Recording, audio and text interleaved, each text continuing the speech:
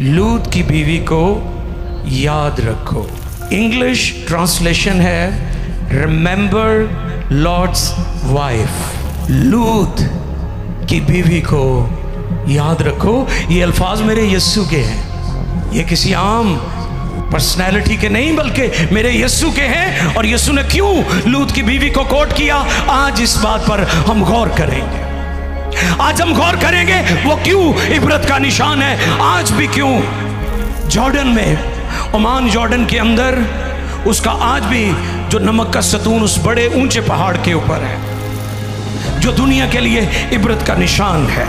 इसके पीछे पैगाम है, इसके अंदर मुकाशवा है, इसके अंदर भेद की बात है, इसके अंदर आज के चर्च की आंखों को खोलने के लिए मैसेज मौजूद है। इसलिए यीशु ने कहा रिमेंबर लॉर्ड्स वाइफ। आज का पैगाम मुकद्दस कलाम में से जो मौजू है हमारे सामने,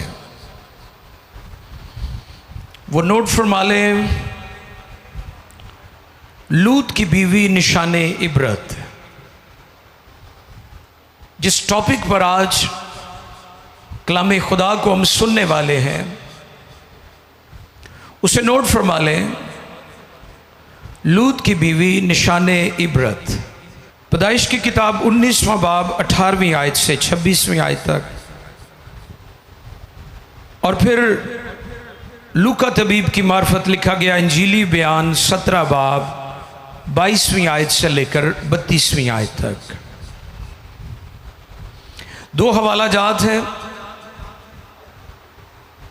और मैं चाहूंगा कि दोनों हवाला जात को हम ध्यान से सुने। कलाम खुदा में से इन दो तलावतों को हम पढ़ेंगे जो हमारे सामने आज का मौजू और आज का पैगाम है। वो लूत की बीवी निशाने इबरत के मौजू पर हम सीखने वाले हैं। पहले हम देखेंगे मुकद्दस कलाम में से पैदाइश की किताब 19वां बाब 18वीं आयत से पढ़ेंगे। ध्यान से सुने। मुकद्दस कलाम में से पैदाइश 19वां बाब। और लूत ने उनसे कहा कि ऐ मेरे खुदावन, ऐसा न कर।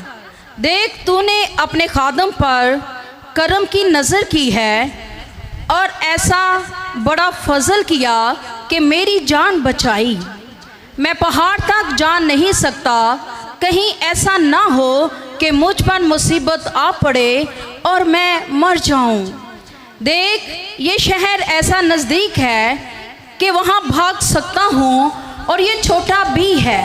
इजाज़त हो तो मैं वहाँ चला जाऊँ, वो छोटा सा भी है और मेरी जान बच जाएगी।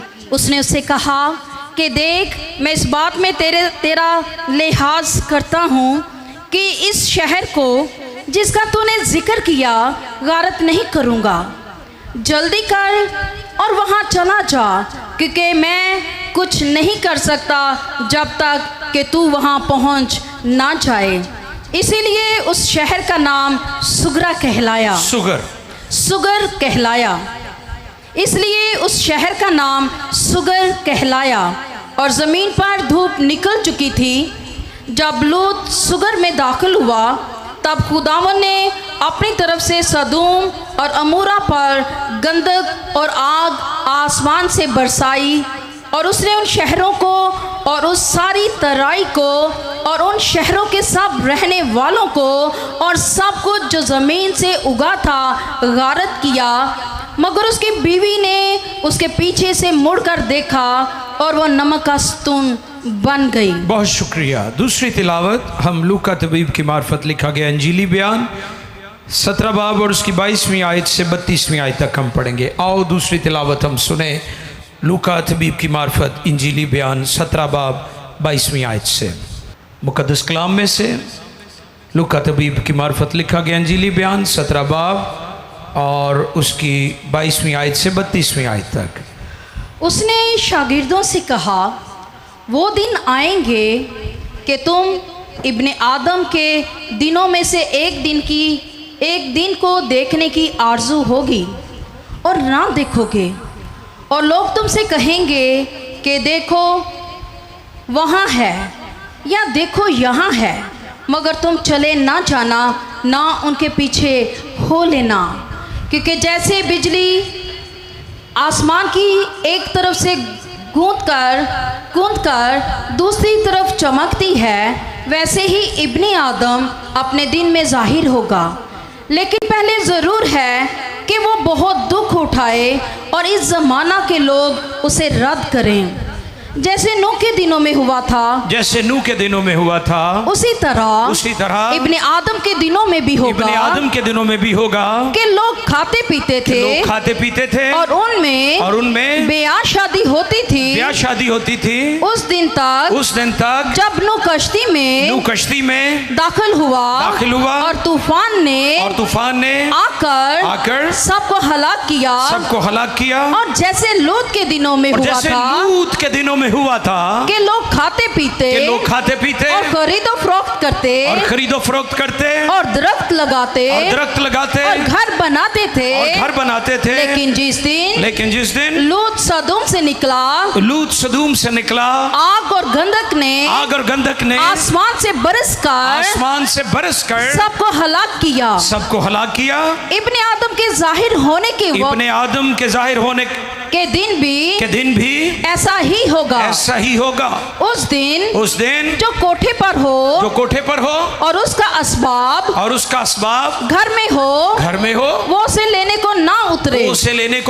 और इसी तरह जो खेत में हो वो पीछे को ना लौटे। लूत की बीवी को याद रखो। कलाम खुदा में जो आयत गौर तलब है, जो मौजू है, वो रिपीट करेंगे। लूत की बीवी को याद रखो। Thank you. मुकद्दस कलाम के पढ़े, सुने, समझे और कबूल किए जाने पर खुदा की बरकत। सबके आमीन। लूत की बीवी को याद रखो। इंग्लिश ट्रांसलेशन है रिमेंबर लॉर्ड्स वाइफ। लूत की बीवी को याद रखो। जिस कॉन्टेक्स्ट में खुदा यीशु ने ये बात कही, लूत की बीवी को याद रखो, उस पर जरा गौर कीजिए।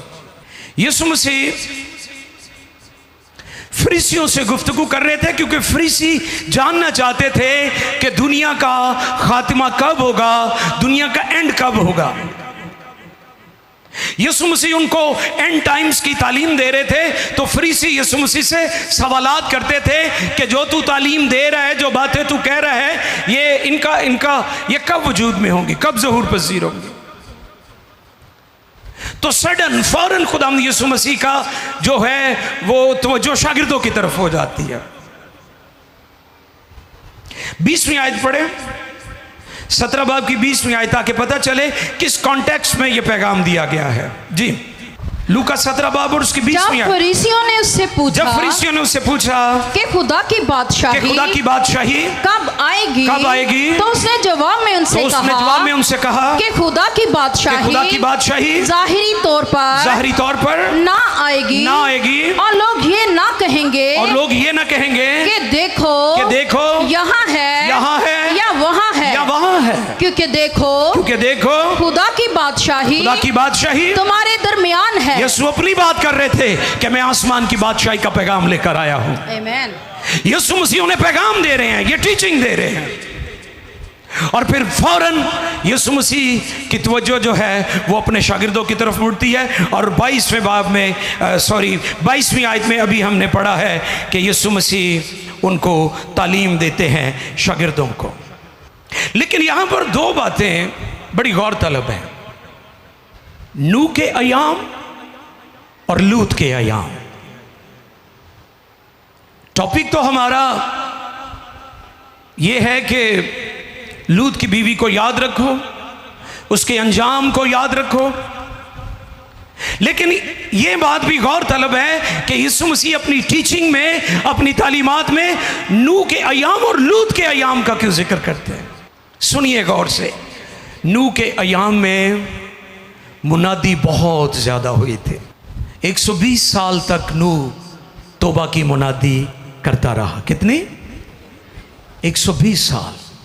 और नूह के ख़ानदान के अलावा किसी ने भी पैगाम को कबूल तो इब्ने आदम के आने के वक्त भी मुनादी बहुत ज़्यादा होगी, और आज मुनादी बहुत ज़्यादा दुनिया में हो रही है। नूह के अयाम में क्या हुआ था? सुनामी आया, और आज भी दुनिया में सुनामी आ रहे हैं, मौसमी तब्दीलियां हो रही हैं, अजीब और हैरान कुन हम वाकयात देखते हैं। कहीं क्लाउड ब्रस्ट हो रहे हैं, और कहीं लैंडस्लाइडिंग आ रही है, कहीं कुछ हो रहा है, कहीं ग्लेशियर पिघल रहे हैं, कहीं तोदे गिर रहे हैं। मेरे अजीजों, तारीख अपने आप को दोहराती है, हिस्ट्री रिपीट इटसेल्फ। यीशु मसीह ने कहा लूत के अयाम, अब लूत के दिनों में क्या हुआ था? बदी बहुत बढ़ गई थी। तो आज क्या है जी? सबसे जो नेगेटिव किरदार आज आपकी दुनिया में अदा कर रहा है वो सोशल मीडिया और बेजा आज़ादी है, जो हमारी नस्लों को, हमारे माशरे को, दुनिया को तबाही की तरफ लेकर नहीं जा रहा, तबाह करके रख दिया है, दिवालिया हो चुका है। लोग इखलाकी तौर पर इंतहाई पस्तियों में डूब चुके हैं। इसलिए यीशु ने कहा जैसे नूह के अयाम में हुआ और जैसे लूत के अयाम में हुआ। यहां पर यह नहीं लिखा बड़ी बड़ी अजीम हस्तियां,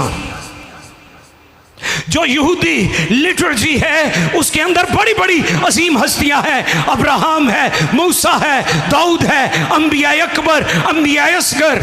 खुदाम यीशु ने यह नहीं कहा कि उनको याद रखो, बल्कि पॉइंट आउट क्या किया है?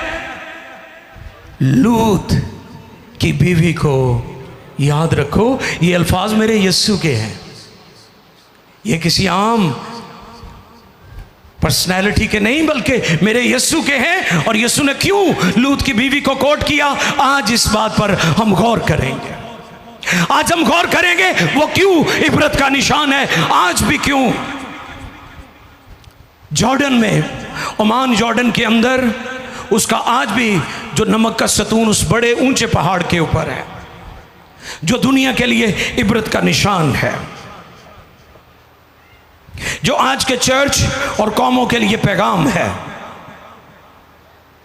सदूम और अमूरा लूत के 5 शहर थे, और थियोलॉजियन कहते हैं बहरा मुर्दार, डेड सी के तय के नीचे आज भी ये 5 शहर दफन है। वहां पर लूत के 5 शहर खुदा ने उनको बर्बाद कर दिया, तहस नहस कर दिया, जलाकर राख और खाकसर कर दिया उनको। लूत की बीवी को हम क्यों याद रखें, यह सवाल है। लूत की बीवी का नाम बाइबल में नहीं हमें मिलता। हम डिसेंट वे से कह सकते हैं मिसिस लूत। डिसेंट तरीका यही है ना कि जदा ना नहीं आंदा उन्होंने शोहर तो पुकार लिया जाए, मिसिस लूत। यीशु मसीह कहते हैं लूत की बीवी को याद रखो। क्यों याद रखें? और जरा गौर करें, लूत की बीवी के एजाजात, उसका जो प्रिविलेज उसे मिला वो क्या था? वो एक ऐसे खानदान से मुंसलिक थी, उस दौर में सिर्फ वो वाहिद खानदान था जो यहोवा खुदा की परस्तिश करता था, बाकी सारी दुनिया बुत परस्त थी। वो कौन सा खानदान था? मुकद्दस अब्राहम का खानदान। किहड़े खानदान च विआह इहदा होया सी? वाह, यह कैसी गल है कि किसी औरत दी शादी ईमानदार खानदान च हो जाए, यह बड़ी वड्डी बरकत है। लोकी ते अजकल सोने पिछे मर मुर जाते हैं ना। हाँ जी, सोना होना चाहिए है, लेकिन मैं आपको पैगाम देता हूं कि खुदा खूबसूरत नहीं बल्कि आपको पाक देखना चाहता है। खुदा का स्टैंडर्ड खूबसूरती नहीं है, खुदा का स्टैंडर्ड पाकीज़गी है। केड़े खानदान की शादी हुई? हाँ जी, सिर्फ ईमानदार नहीं, ईमानदारों का प्यो भी आओ। सारी दुनिया, अदियान अब्राहम को अपने बाप कहते हैं, वो कौमों का बाप है।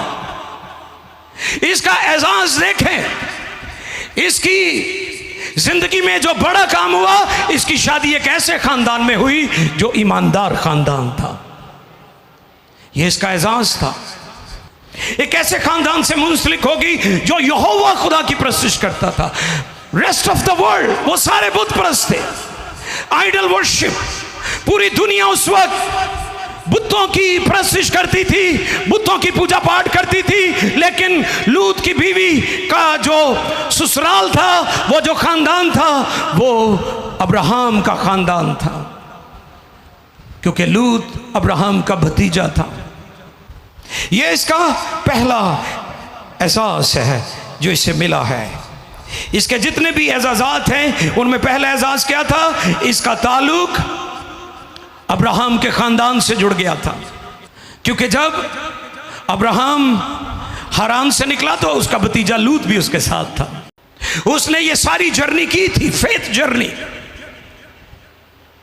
लोग कामयाबियों को देखते हैं, लोग सरबुलंदियों को देखते हैं, लोग ग्लोरी को देखते हैं, लेकिन लोग बिहाइंड द स्टोरी को नहीं देखते कि ये किस सफर से गुजर कर यहां तक पहुंचे हैं।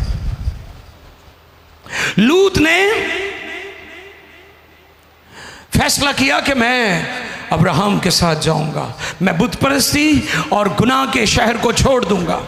सो लिहाजा ये उसका पहला एजाज है। इसको यह भी एजाज मिला कि जहां पर अब्राहम और सारा और हाजरा और बाकी लोग रहते थे, ये भी वही रहती थी। जहां पर अब्राहम का खैमा था, जहां पर खुदा अब्राहम से बातें करता था, जहां पर वो कलाम की बातें करता था, एक कलाम भी उत्थे बह के सुनदी हुंदी सी। ये भी कैसी गल है कि बंदा रवे भी गिरजे च ते कलाम भी सुनता रवे ते बाइबल भी चुकी हुई है ते जिंदगी फिर भी तब्दील नहीं हुई, तो फिर अफसोस ही आ। वेखो ना तुसी अज लोग किड्डे पक्के ने और किड्डे थिंदे ने। वो मैं गल सुनाई सी ना, उन्हें की किया जहाजी ने कार्रवाई पान तो पहले भी दुआ च ठहरिया ते कार्रवाई पा के आके फिर दुआ च ठहर गया। यार केड़ी इबादत तू करने आ वा, ये केड़ी प्रसिश है, केड़े गीत ने, केड़ी दुआ है, ये केड़ी इबादत है कि तू इबादत च जान तो पहले भी ढिड च खराबी रखी ते इबादत तो बाद भी जो कार्रवाई पा के आ गए फिर इबादत शुरू। यानी कार्रवाई तो पहले भी इबादत ते कार्रवाई तो बाद भी इबादत। इत्थे मैं एक गल दसी सी कि आदम ने इको ही फल खादा सी ते खुदा दी बादशाही चो ते लोकी ते फ्रूट चाट खाई जा रहे हैं, मिक्स फ्रूट। ये दसो एक फल दे नाल उन्होंने बाहर निकलना पै गया ते जेडे फ्रूट चाट खा रहे हैं इन्हां दा की बनेगा? तुसीं मैनूं ये समझाओ। पहले गल कहाँ रहती थी? जहां पर अब्राहम खुदा से बातें करता था। प्रिविलेज, एजाज़ात, इस्तेकाक, ऑनर। कितनी इज्जत की बात है कि दुनिया अदियान अब्राहम को अपना रूहानी बाप कहती है, दुनिया एजाज की बात समझती है। लेकिन अफसोस कि लूत की बीवी अब्राहम के घर में, उसके खानदान में, उनके खेमों में, उनकी इबादतों में कलाम भी सुना, लेकिन जिंदगी तब्दील नहीं हुई। ते ढिड दी गल नहीं दसदी कि मैं अंदरों तब्दील नहीं हुई।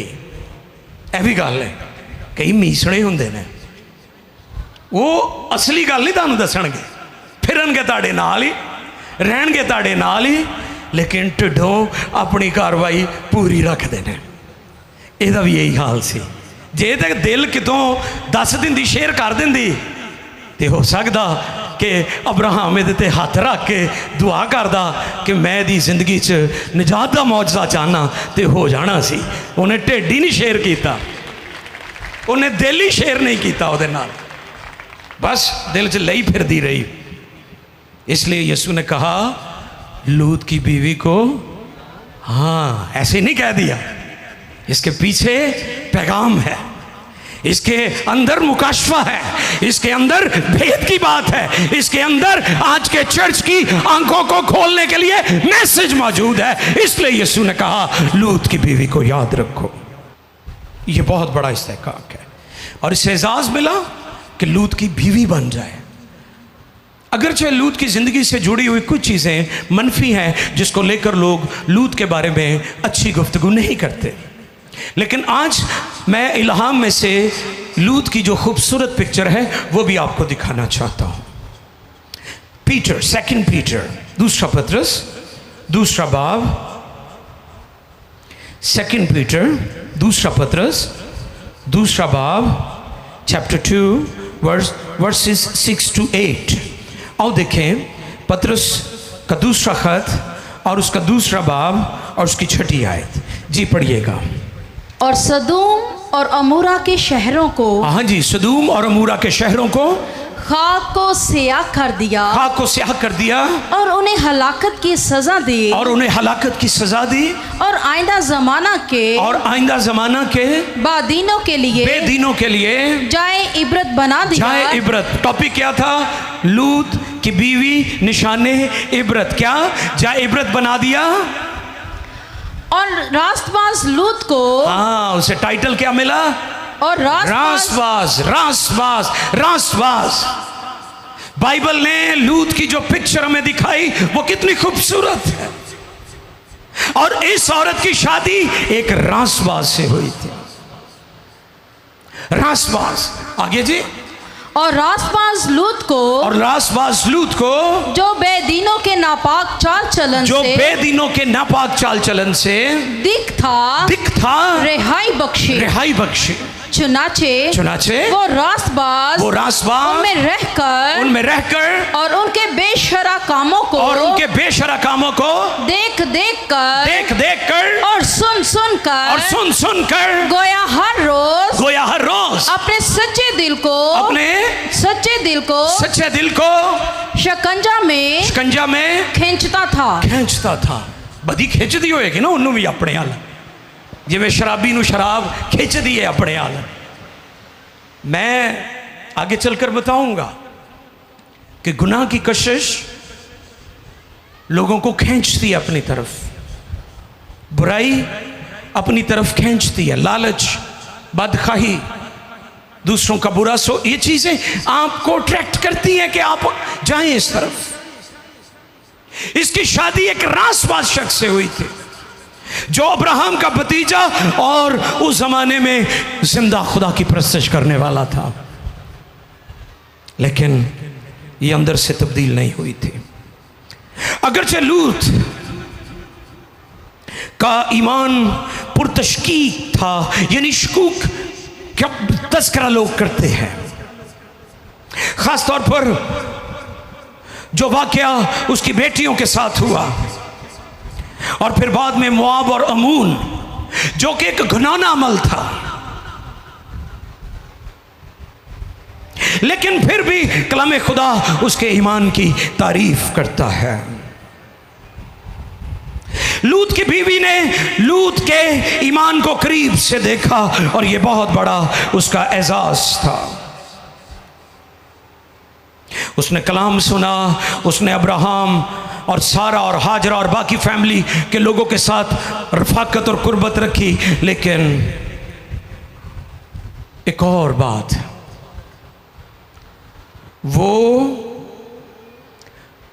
तबाही, आने वाली तबाही से भी वाकिफ थी, यानी वो उस नबूवती पैगाम को भी जानती थी जो खुदा ने कहा था कि लूत तू इस शहर से निकल जा क्योंकि मैं शहर को बर्बाद करने वाला हूं।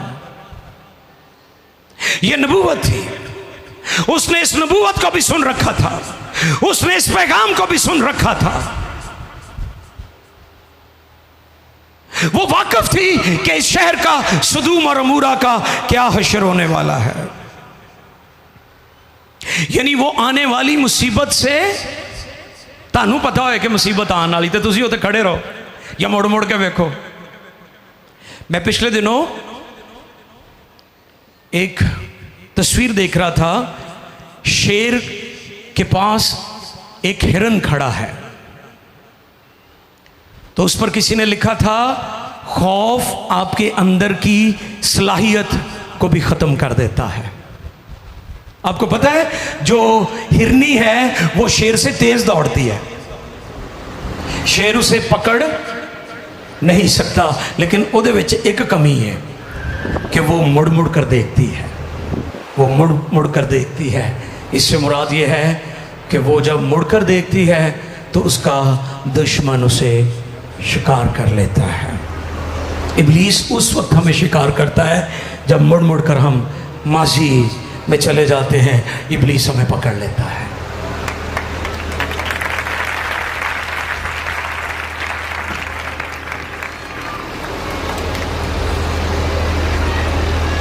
हुक्म क्या था कि जब तुम उस शहर से निकलो तो पीछे मुड़कर ना देखना। ते उन्हें मन्नी गल खुदा दी है? तुसी मानदे हो खुदा दी गल, मानदे हो कि नहीं? है हुण सारे चुप कर गए। वो मानदे हो तो इत्थे आए हो, जाओ तालियां अपने लिए भी। जे तुसी मनण वाले ना होंदे ते तुसी भी घर ही सुते होना सी। अज ते इतवार आ, एक ही तो छुट्टी हुंदी आ, और तुसी मनण वाले ही हो। हौसला रखो, इसलिए इत्थे गर्मी च मेरे नाल बैठे हुए। पैदाइश 19:1 से 13 के दरमियान बार बार खुदा खबरदार कर रहा है। नोट कर ले, पढ़ेंगे नहीं। वो अंजाम से वाकिफ थी, सब कुछ जानती थी, तबाही से वाकिफ थी, आने वाली तबाही और अंजाम के बारे में उसे पता था। और यहां पर मैंने नोट दिया है, परवाना जानता है। आजकल मानसून है, पाकिस्तान में बारिशें हो रही हैं। आपने देखा होगा बारिशों के फौरन बाद वो बग्स और कीड़े मकोड़े निकल आते हैं जो उड़ते हैं, और स्ट्रीट लाइट्स, खंभों के ऊपर जो लाइट्स लगी होती हैं, वो उनके चौगिर्द आपने देखा इकट्ठे हो जाते हैं। उन्हें पता है कि ये रोशनी हमारी जान ले लेगी, इसकी हरारत, इसकी तपश हमें मार देगी, लेकिन वो बार बार उसके चौगिर्द घूमते हैं क्योंकि रोशनी, चमक उन्हें अपनी तरफ खींचती है। इसी तरह गुनाह भी लोगों को अपनी तरफ खींचता है। लोग जानते हैं, लोग वाकिफ हैं कि गुनाह उनकी जान ले लेगा, क्योंकि गुनाह की मजदूरी मौत है। लेकिन हम शुक्रगुजारी करते हैं, खुदावंद यीशु मसीह में हमें हमेशा की ज़िंदगी मिलती है।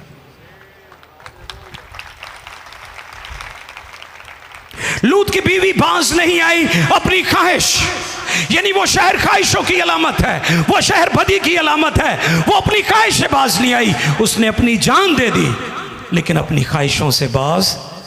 आज भी लोग यही कर रहे हैं, वो अपनी ख्वाहिशों के पीछे भाग रहे हैं। ज़बूर 106, ज़बूर नंबर 106, ध्यान से खुदा का कलाम सुने। ज़बूर नंबर 106, 13वीं आयत, 15 आयत तक पढ़ दीजिएगा जी, 13 से 15। ज़बूर नंबर 106, Psalm 106 वर्सेस 13 to 15। फिर वो जल्द उसके कामों को भूल गए जी, और उसकी मशवरत का इंतजार न किया, उसकी मशवरत का इंतजार न किया, बल्कि बियाबान में बड़ी हिर्स की और सहरा में खुदा को आजमाया। सो उसने उनकी मुराद तो पूरी कर दी, पर उनकी जान को सुखा दिया। बहुत शुक्रिया। बहुत जल्द भूल गए। हम भी यही करते हैं, बहुत जल्द भूल जाते हैं कि खुदा ने हमारी ज़िंदगी पर कौन सी मेहरबानियाँ की हैं। हिर्स करने लगे। खुदा ने उनके लिए क्या कुछ नहीं किया, बनी इस्राइल के लिए। अच्छा, साड़ी फितरत इंसानां दी की है, असी मिनट तो पहले खुदा दियां पिछलियां नेकियां भुल जाने आ, ते जिहड़ी शै उन्हें सानू दित्ती नहीं ना, उहदे शिकवे असी फौरन शुरू कर दिंने आ, ते जिहड़ा दित्ता है उहदे ते गौर ही नहीं। कईयां नूं कोई शै दईए ना ते एवें ही मूँह वट्टी जाणगे, थोड़ा है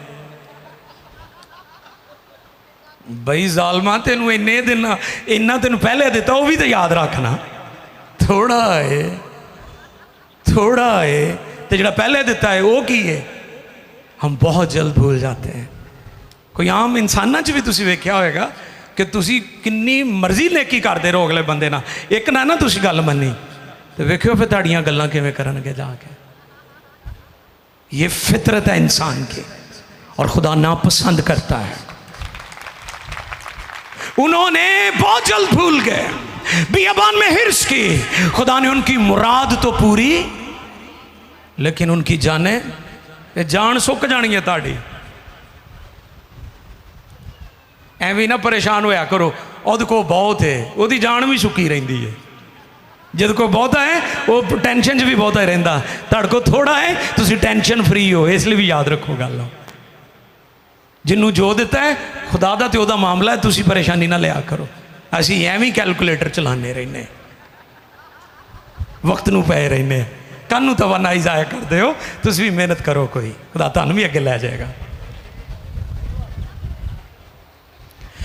आप याद रखें, खुदा हमारी जरूरतों को पूरा करता है, ख्वाहिशों को नहीं। पानी हमारी जरूरत है, शराब ख्वाहिश है। और मैं बार बार इस प्लेटफॉर्म से कहता हूं, मसीहत के अंदर शराब 100% हराम है।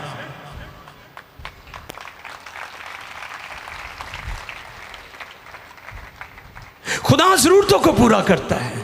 पानी जरूरत है, शराब आपकी ख्वाहिश है। पानी पीने के लिए होता है, नहाने के लिए होता है, धोने के लिए होता है, तो जो कोई डुब के मरना चाहता है उसकी अपनी मर्जी है। छुरी सेब काटने के लिए होती है, सब्जी काटने के लिए होती है, और कामों में इस्तेमाल होती है, किसी के पेट में मारने के लिए नहीं होती। अगर आप चीजों को मिसहैंडल और मिसयूज कर रहे हैं, ये आप पर डिपेंड करता है। सोशल मीडिया का अच्छा इस्तेमाल करें, इस पर बहुत अच्छी अच्छी चीजें हैं। तो इसलिए आज मेरा यह पैगाम है कि ज़रूरतों के लिए दुआ किया करें, ख्वाहिशों के लिए नहीं। हम सब वाकिफ़ हैं कि दुनिया का अंजाम क्या होने वाला है, फिर भी हम लूत की बीवी की तरह आगे बढ़ते जा रहे हैं। लूत की बीवी के पास बहुत ज़्यादा एजाज़ात थे, लेकिन वो भूल गई। जिंदगी महज जिंदगी, सुने फिर से, ये फिक्रा बड़ा जरूरी है। जिंदगी महज जिंदगी, कई लोग जिंदगी महज जिंदगी गुजार रहे हैं। जिंदगी मकसद के साथ, God's purpose life, God's purpose driven life. आप इन मुकद्दस हस्तियों को देखें जो बाइबल की हैं, उन्होंने जितनी जिंदगी गुजारी पर्पस के तहत जिंदगी गुजारी। लूका 16:19 से 25 के दरमियान पढ़ते हैं तो वहां पर एक दौलतमंद का जिक्र है और गरीब लाजर का जिक्र है। और जब वो अंजाम को पहुंचा तो वहां पर वो अजियत में मुब्तला होकर कहता है, लाजर को भेज, ये अपनी उंगली का सिरा पानी में डिबोकर मेरी जुबान तर करे, क्योंकि मैं यहां पर अजियत में हूं, अजाब में हूं। तो पैगाम क्या आया था कि तू दुनिया में अच्छी चीजें, जिंदगी महज जिंदगी, तो दुनिया में, हाँ जी, अच्छा एक पैन की आवाज आई है। मैं आपको यह कहना चाहता हूं कि जिंदगी महज जिंदगी ना गुजारे, जिंदगी मकसद के मुताबिक जिंदगी गुजारे, खुदा की मर्जी में रहकर जिंदगी गुजारे, वो जिंदगी है। लूका 16:19-25 पढ़ लीजिएगा घरों में जाकर, जो भी पढ़ने लगी थी एस्टर, लेकिन इसे नोट फरमा लीजिए। पूछे उस दौलतमंद को जो जहन्नुम में चला गया, जो बर्बाद हो गया, अब उसे मौका नहीं मिल रहा। पूछे उस शख्स को जो दौलतमंद था और यीशु के पास आया और यीशु ने कहा अपना सब कुछ बेचकर गरीबों में बांट दे, तुझे आसमान पर दौलत मिलेगी। और लिखा है वो अफसरदा होकर मायूस होकर चला गया। यीशु के पास जो कोई भी आया मायूस आया, वो मायूस नहीं गया, लेकिन अफसोस कि ये शख्स आया तो यीशु के पास बड़ी खुशी के साथ था, लेकिन अफसरदा होकर गया है। या पूछे यहूदा इस्करियोती से जिसने जहन्नम का इंतखाब किया। लूत की बीवी सारे एजाजात के बावजूद एक बेपरवाह केयरलेस औरत थी। बावजूद एक ईमानदार खानदान में रहने के बावजूद वो एक बेईमान और गैर ईमानदार रही, क्योंकि गैर ईमानदार ताबे फरमान कभी नहीं हो सकता। जड़ा गैर ईमानदार है वो ताबेदार कभी भी नहीं हो सकता। लूका 15 में मुसरफ का जिक्र हमें मिलता है कि मुसरफ नाफरमानी करता है, ऐशो इशरत में पड़ जाता है। और आखिरी चंद एक बातें, लूत की बीवी के एजाज़ात और उसकी सज़ा। सज़ा क्या थी? सज़ा उन्होंने किस्तां च नहीं दिती, खुदा ने किवें दिती सी?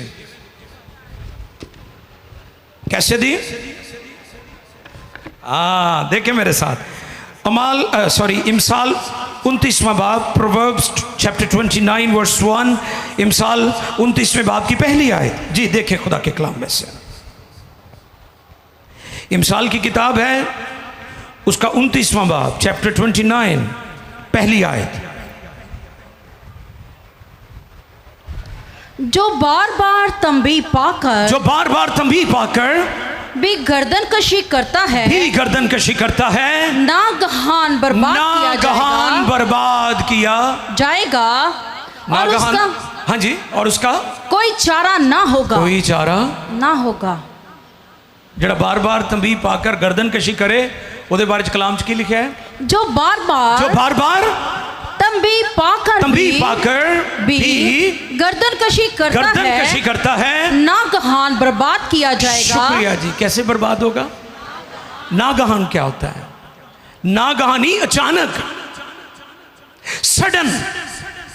सडन पनिशमेंट, ऐसी सजा, ऐसी अदालत जो टाइम नहीं लगेगा जी, ओ इतना टाइम लग गया, नो, फौरन, जैसे हननिया और फौरन। तो वो लोग जो लूत की बीवी की पैरवी कर रहे हैं, उसके नक्शे कदम पर चल रहे हैं, उनके लिए आज भी तंबीह है, आज भी ऐलान है कि वो नागहान सजा का सामना करेंगे। ज़बूर 9 और उसकी 17 आयत, आखिरी आयत है ये। सजा और जजा, अचानक, सडन, सीरियस पनिशमेंट, सख्त। जी ज़बूर 9 और 17 आयत, साम 9 वर्स 17। शरीर पाताल में जाएंगे, यानी वो सब कौमें जो खुदा को भूल जाती हैं। और सब सर को झुकाएं।